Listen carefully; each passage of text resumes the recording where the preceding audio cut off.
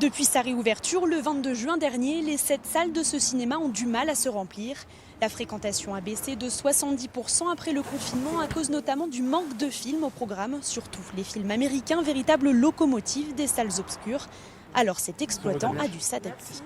Oui, il a fallu utiliser ce qu'on nous a mis à disposition au niveau gouvernemental, c'est-à-dire le chômage partiel pour diminuer les horaires du personnel. Il a fallu qu'on adapte aussi quelques séances, qu'on supprime quelques séances qui traditionnellement n'attiraient pas beaucoup le public.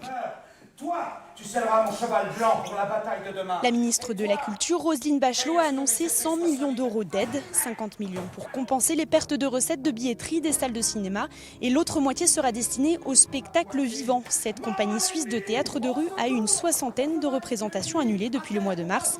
Alors revenir jouer devant un public était plus que nécessaire et l'envie de se donner la réplique encore plus forte. C'est du plaisir de revenir et voir simplement retrouver du public et de bêtement faire son métier. Parce que je dois avouer que c'est un peu rageant de voir d'autres personnes travailler et que nous on puisse pas faire notre job et de se dire que les seules choses qui peuvent se faire actuellement c'est des boulots qui sont en dehors du lien humain, public, social. Ouais, ça fait du bien de revenir à notre job. On a eu un peu peur à un moment donné, on s'est tous demandé si on n'allait pas tous passer simplement le chapeau dans la rue mais sans plus faire de théâtre.